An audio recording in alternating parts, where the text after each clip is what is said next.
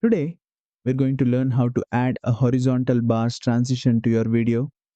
This is a sleek and stylish way to transition from one scene to the next. Here's how to do it. First, make sure you have two clips on your timeline, one that will come before the transition and one that will come after.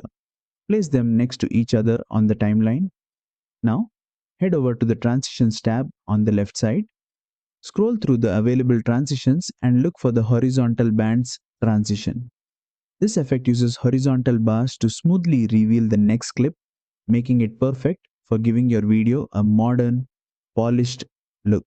Drag the horizontal bars transition and drop it between your two clips. You'll see the transition apply to your video. To customize how the transition looks, click on the transition and use the duration slider on the right. This controls how fast or slow the horizontal bars will move across the screen. Make it quick for a sharp change or longer for a smooth, gradual effect. And that's it. You've just added a horizontal bars transition to your video. This transition is great for adding some style and flair between scenes. If you found this tutorial helpful, don't forget to like, share, and subscribe for more Clipchamp tips and tricks.